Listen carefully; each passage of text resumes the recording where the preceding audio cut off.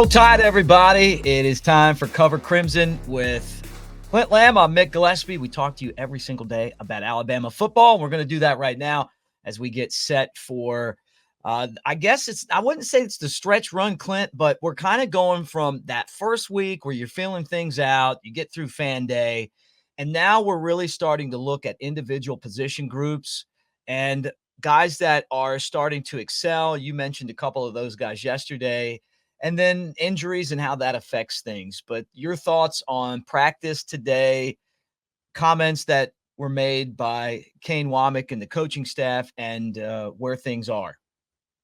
Well, I think, first of all, just the running backs. I know that's the other side of the football, but I feel like that's really important to talk about because right now they're dealing with a lot of guys who are banged up. We don't know the extent of a lot of these injuries, but Daniel Hill was seen sporting an arm sling. I think it was on his left arm during the open practice on Sunday.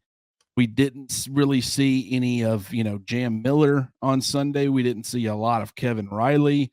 We didn't see, Richard Young participated early and then he left.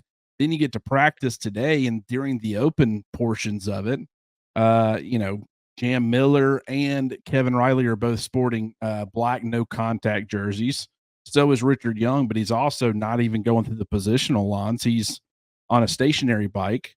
And so you start to wonder, 5 scholarship running backs, 4 of them seem to be banged up. The only one who seems to be fully healthy right now is Justice Haynes. We don't know the reasoning behind that. I don't think it's anything long term. With Daniel Hill, maybe he's the most concerning of the group so far, but it's more than likely just it was a physical scrimmage on Saturday. Maybe some of these other guys were dealing with some ailments leading up to that point. But, that is something to note because even though everybody likes to say that Kalen DeBoer is a really pass-happy coach or a pass-happy play caller, you're going to see Alabama run the football because they've got one of the best 1-2 punches at running back, in my opinion, in the entire country, and you're in the SEC. You can't be too pass-happy. You got to bring some semblance of balance. And so I think it's important to note that these running backs are dealing with probably some typical camp ailments, but, a lot of them out of 5, 4 are dealing with something. I thought when Nick Saban was head coach, what was different from Mike Shula and some of the other coaches, I don't remember what it was like when Gene Stallings was there, but Saban really forced players to be tough, to play nicked up, to practice. He was big on practice. Think about it. If you didn't practice week of the game, guess what you didn't do? You didn't play. And it didn't seem like it mattered who that was, right? That would be the answer. Well, you know what? Clint didn't practice. You're not going to see him on the show on Sunday, or Saturday or whatever. So do you think that that's different now where this coaching staff may be a little more passive when it comes to guys practicing injured? And do you think maybe right now is the time where if someone's going to be banged up, where they'd probably rather them sit and get healthy? I think if this was the old days, you probably have at least 4 of the 5 running backs practicing right now. So that's just it. That's the way things have changed. And even when I was in high school, which was 2006, 7, 8, and 9. We used to joke. You could go in there with your leg facing a different direction, and our trainer would be like, "It's just a contusion. You're going to be good to suit up for the day." And that's obviously really extreme, but it always felt that way. Right. But, even in the last decade, things have changed so much. The physicality of practice is way different. It's not nearly as much. Now that it makes you wonder, okay, if practices aren't as physical or demanding as they used to be, you don't have the two-a-days and all that stuff going on. How is guys still getting banged up to this degree? I think it's just an unfortunate run series of guys. And I say banged up. We don't know the extent of really any of them. So it's I think more precautionary right now, the fact that you are starting to get closer to crunch time. If guys are playing banged up or trying to practice through it and they make something worse and now you got a problem going into the season, it's probably better just to go ahead and hold them out a little bit or limit them. It's not like these guys, none of them are practicing. You've got some guys going through the positional drills and stuff. They're just sporting the no contact jerseys, which is, fine. And I more than likely that was going on a lot more than we realized under Nick Saban. But we would always hear when you would get to see practice, a lot of times once the media left, a lot of players who were sporting their typical jerseys, they'd switch to the no contact then just so that information didn't leak out. Kalen DeBoer is probably being a lot more open about it, not as concerned about that information being out at this point. And so that probably has a lot to do with it. It is worth noting, though, just because, I mean, 4 of your 5 running backs, that's a pretty crazy number.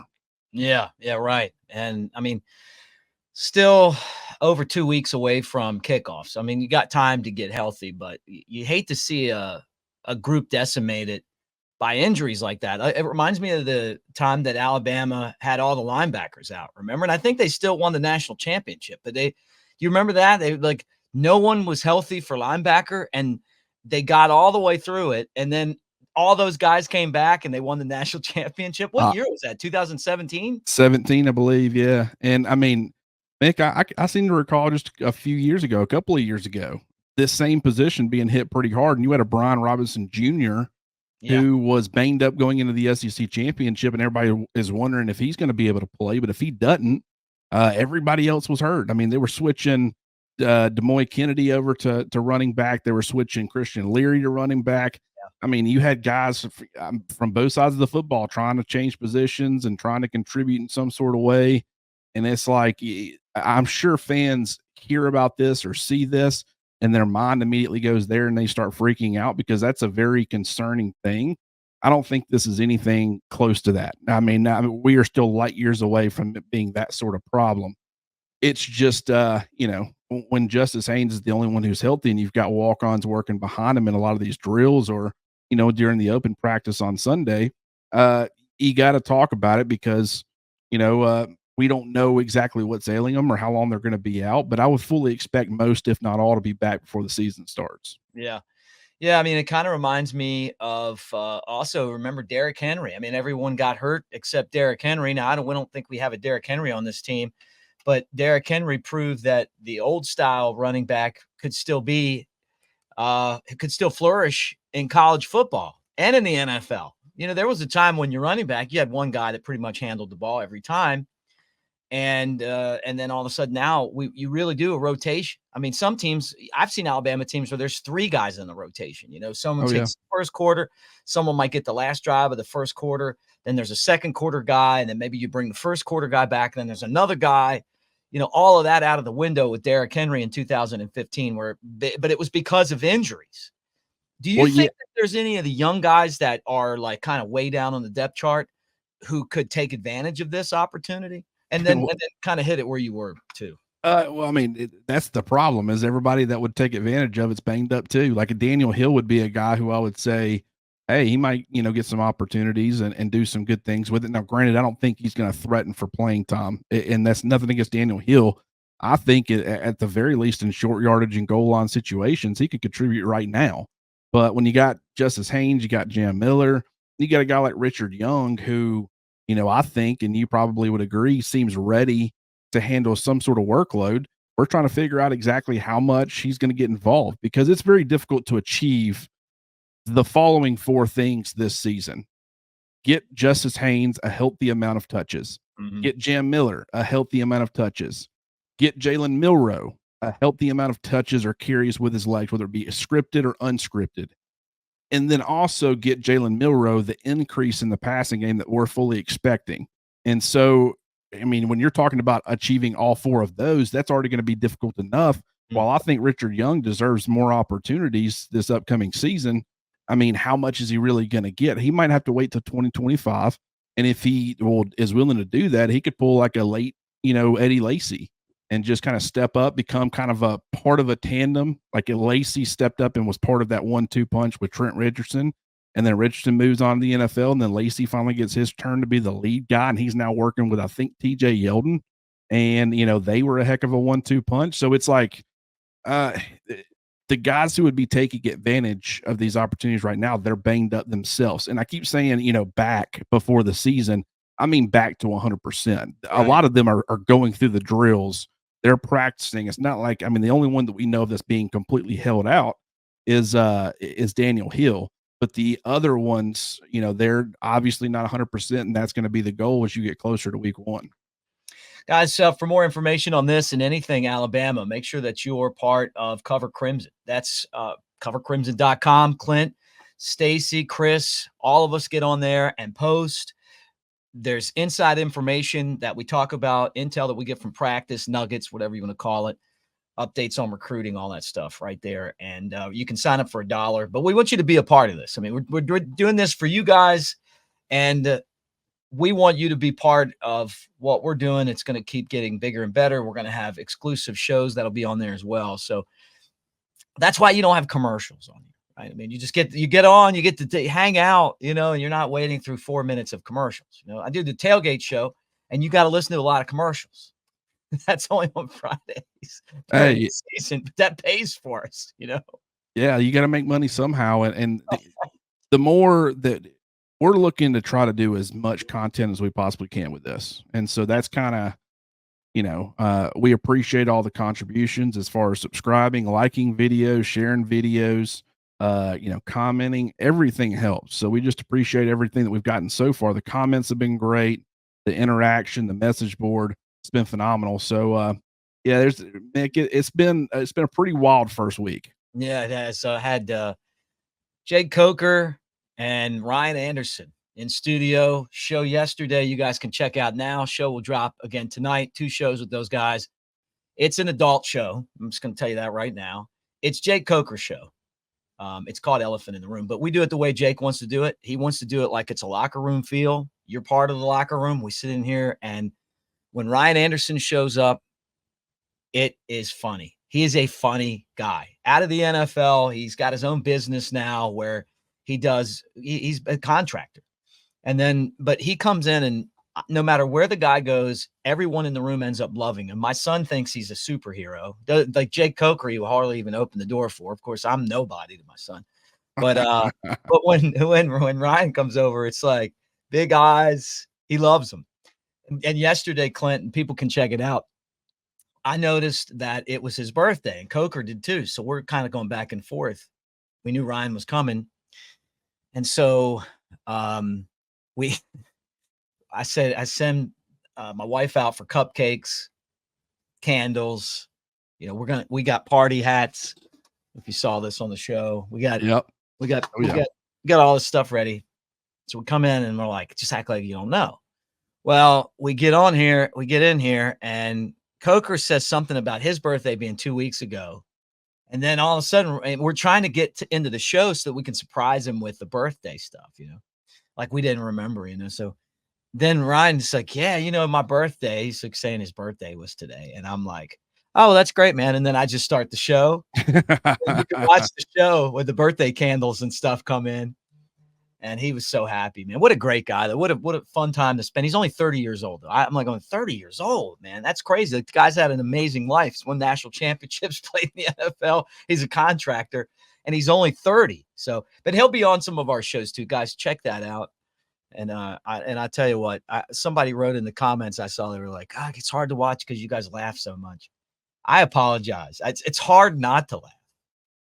Hey, that's kind of the point of some of this stuff. I mean, you and I hop on here, it's got a certain feel to it, but there's going to be certain shows or whatever it is that we're doing where it's like, we just want to be some bros hanging out, and we want everybody that's a part of the show to kind of have the same vibe, the same feel, and kind of know what to expect going in, but that's not going to be everything. But yeah, man, it was I had a blast watching it. I found myself laughing like crazy. So I certainly enjoyed it. Yeah, I mean, and that's kind of what you made the point for me too. It's like, we're going to have shows like this where Clint and I are pretty serious. We get on and we're talking football. I mean, we got 25 minutes a day that we get on here, and we're about to talk linebackers, and that's what we're going to do. And then you're going to have shows like that you got national. That's the only show that Jake Coker did. For years people asked him to do it, he wouldn't do it. And then this is all because of the Floribama and his connection with them, and then the guys at the next round. And then now it's like, hey, I can do media without being someone that is stuck up or a know-it-all or breaking down film. I can come in and have a good time with my friends. And these guys don't want to just talk football. They want to have like that. That's what the locker room was in 2015. And when you get around them, Shank's been in here. There's some other guys that we're going to get.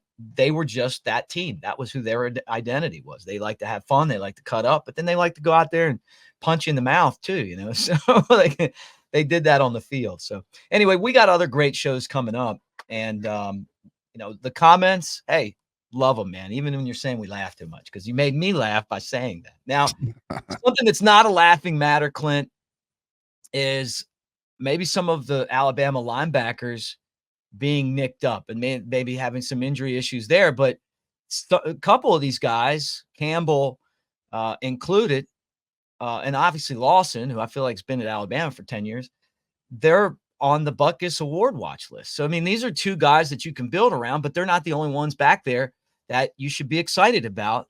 But tell me the health of these guys and then kind of give me your spin on where we are. Yeah, the only one that's dealing with any sort of injuries on at that position is Jahad Campbell, and we don't exactly know what it is. We know that he didn't participate during the fan day on Sunday, and then today he was in a black no contact jersey, much like a lot of these other guys, but he was riding the stationary bike. He wasn't really going through a lot of the positional drills. I'm sure he probably did some stuff. We just don't know what it was or is. So you're left wondering, okay, what's going on? And the good news is that you've got Deontay Lawson, who is now really, if you include 2022, he's a 2-year starter, but he kind of came on late in 2022, so maybe 1.5 years of starting experience, a couple of years of participating or contributing in a big way, being in kind of a platoon. Mm-hmm. He's had his own health issues though, and in each of the last couple of seasons, he's had a hard time staying on the field consistently. And the important part, whether it be Jahad Campbell or Deontay Lawson, is the fact that you've got a guy like Justin Jefferson, who Kane Wommack views as a starting caliber player. He has referred to Justin Jefferson as a guy that he views as a starter. I think that's phenomenal. I was obviously a huge Justin Jefferson fan last year. For anybody that watches or keeps up with me and my opinions, him being a JUCO guy, the flashes were just they're so special. You worry about maybe the consistency or playing to the degree that he would probably need to play for Nick Saban. Maybe that was somewhat of an issue, but with Alabama, I think, they have 3 really strong linebacker options. 2 of them are going to be starters in this 4-2-5 defense.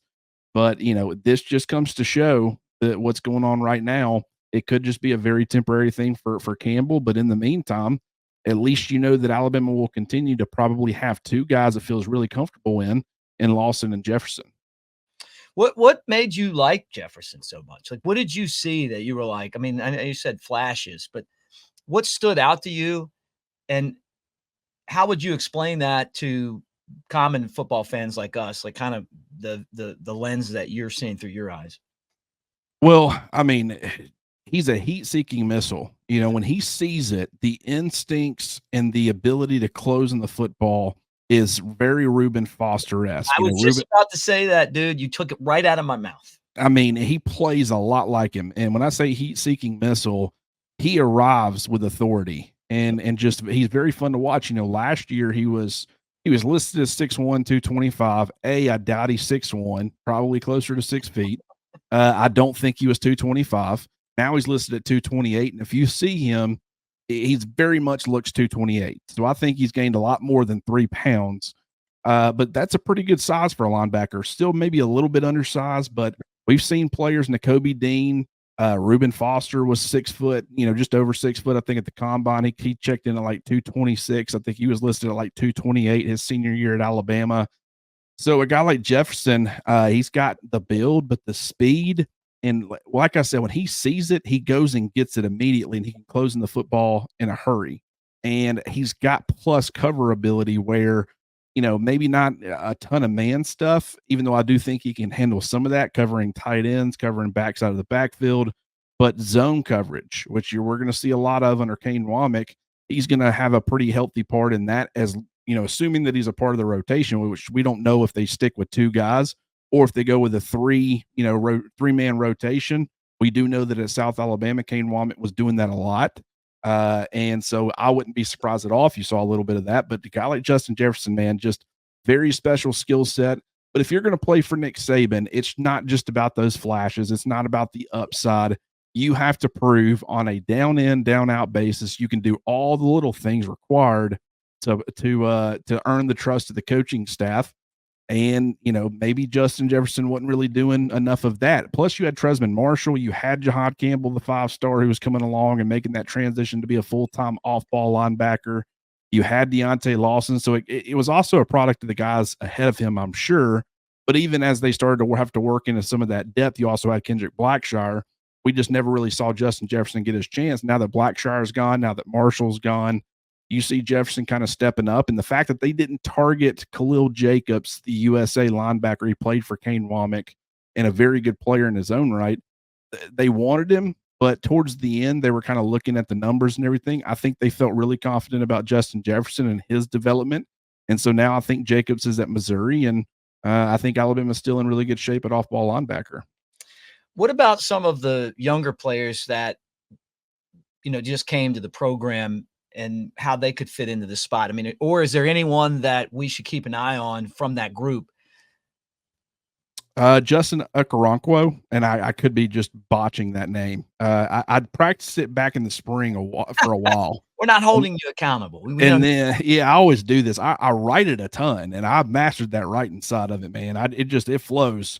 But when it comes to saying it, I haven't even really. Now that I'm just now realizing in real time, I'm saying it, out loud for the first time since the spring. But that's just a guy who I thought would be a lot more raw. The physical abilities were there. Him being, from overseas, doesn't have a ton of experience with American football. I thought, this is probably a year 3, year 4 kind of player, but the physical attributes, the being 6'3", being 220 pounds, having the 4.5 40, you think, okay, long term, I totally see the vision with this guy, but it's going to take a while.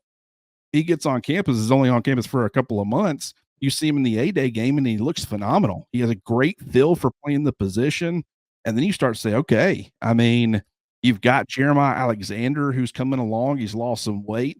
He's probably that linebacker 4 right now. I mean, I think that's a guarantee. Then you got Jo and some of these other guys. It's like, man, a lot of people were concerned about the off-ball linebacker depth. And very early on, after I saw the A-Day game, I thought, I think they're pretty good. And I continue to reiterate that. The only concern is, can they maintain health? If you got to start working into it and now you're on linebacker 3 and linebacker 4 as your starters, obviously that's really never going to be a good thing, because then you got guys, if one of those guys gets banged up, the ones who are having to step up and be behind them, they're certainly probably not in a position to be ready to contribute. But I think even Sterling Dixon and Caden Jones, both of those guys, freshmen, a lot of upside, like what I've seen out of them. But Jo and then Jeremiah Alexander, I think there's some heck of some players too. Good stuff, man.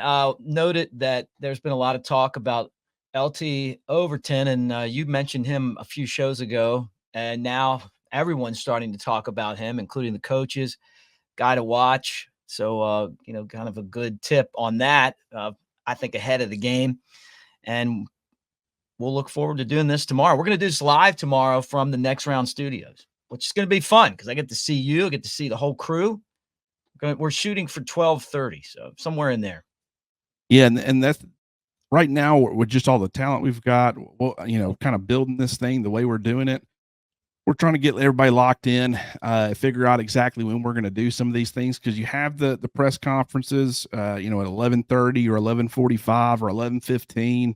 Okay, do we need to go at noon? But then it's like, okay, there might be some, if I'm going to a practice, an open portion of a practice, they're typically around 9:15, 9:20. Do I have time to see that and then get back to Birmingham and be ready, locked in to do the show? So it might be like 12:30, it might be 1. But we're trying to still figure that out. Otherwise, we would already have a schedule for you guys. But as far as a lot of this pre-recorded content, not what you and I are doing it, because we're approaching it like it's a live show, which that's what it's going to be. But as far as getting Chris Marler involved, getting Stacey Blackwood, Mike Johnson, Jake Coker, all of that stuff, it's like we're trying to figure out, okay, best times to do things, best time to release it. But you're going to have a full schedule of all of this, and you're going to be able to say, okay, this day at this time, I'm getting this show. This day at this time, I'm getting this show. And even if it's pre-recorded, that'll be the case. So we plan to have just a ton of content for you guys. And Mick, I can't wait. Anybody who hadn't already gone to subscribe at covercrimson.com, go do that now. It's only $1 for a month.